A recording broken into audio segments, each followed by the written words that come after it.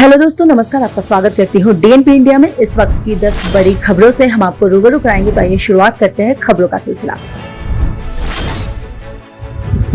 मुख्यमंत्री उद्धव ठाकरे को थप्पड़ मारने की उनकी टिप्पणी के आरोप में मुंबई पुलिस की ओर से गिरफ्तार किए जाने के बाद 8 घंटे से अधिक समय बिताने के बाद केंद्रीय मंत्री नारायण राणे को 24 अगस्त की देर रात जमानत दे दी गई थी। महाड में एक मजिस्ट्रेट अदालत ने उनकी हिरासत के लिए पुलिस के अनुरोध को खारिज कर दिया, लेकिन राणे को 2 दिनों में महाड पुलिस स्टेशन में उपस्थित होने के लिए कहा गया है।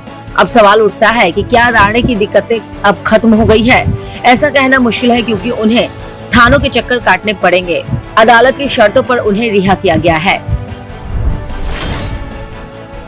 साल 1994 में हुए जासूसी कांड में इसरो के वैज्ञानिक नवी नारायण और मालदीव के 2 नागरिकों की अवैध गिरफ्तारी से जुड़े केंद्रीय जांच ब्यूरो यानी सीबीआई की ओर से दर्ज मामले में केरल के पूर्व पुलिस महानिदेश यानी डीजीपी सीबी मैथ्यूज को तिरुवनंतपुरम की एक अदालत ने अग्रिम जमानत दे दी है।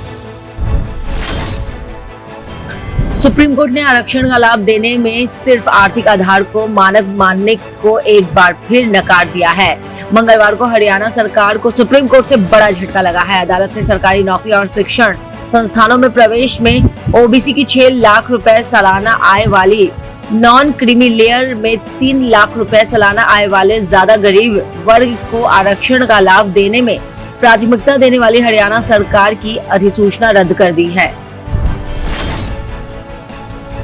कर्मचारी पेंशन योजना 2014 को रद्द करने के केरल हाई कोर्ट के 2018 के फैसले के खिलाफ याचिका पर सुप्रीम कोर्ट की बड़ी पीठ सुनवाई करेगी। इस योजना में अधिकतम पेंशन योग्य वेतन की सीमा 15,000 रुपए तय की गई है। हाई कोर्ट ने इस संशोधन को रद्द करने का फैसला सुनाया था।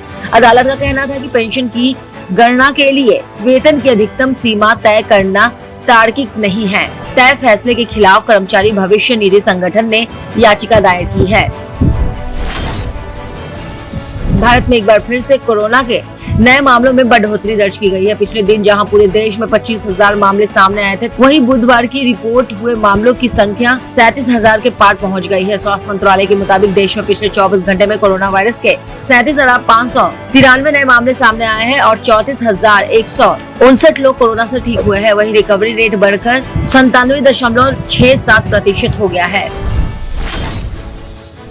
उत्तराखंड में बारिश आफत बनकर बरस रही है। दून के साथ कई हिस्सों में तेज बारिश हो रही है। देर रात भी दून में संतला देवी मंदिर के पास खाबड़ावाला में बादल फट गया है। इसके अलावा आसपास के इलाकों में अतिवृष्टि हुई है। करीब 3 घंटे हुई भारी बारिश के कारण नदी नाले उफान गए हैं। कई पुस्ते बह गए हैं। घरों में पानी घुसने के साथ ही कई जगह पेड़ और विद्युत पोल गिरने की भी सूचना है। बंगाल की खाड़ी में मंगलवार को समुद्र के अंदर भूकंप की वजह से तमिलनाडु और आंध्र प्रदेश में झटके महसूस किए गए हैं। हालांकि किसी के हताहत होने की कोई सूचना नहीं है। भूकंप की तीव्रता रिएक्टर पैमाने पर 5.1 मापी गई है। जम्मू कश्मीर में चिनाब नदी पर 624 मेगावाट की कीरू जल विद्युत परियोजना के डिजाइन पर पाकिस्तान की आपत्ति को भारत ने नकार दिया है। भारत का कहना है कि परियोजना में सिंधु जल संधि का पूरी तरह पालन किया गया है। पूर्व अमेरिकी राष्ट्रपति डोनाल्ड ट्रंप ने राष्ट्रपति जो बाइडेन को उनकी अफगान नीति को लेकर जमकर फटकार लगाई है।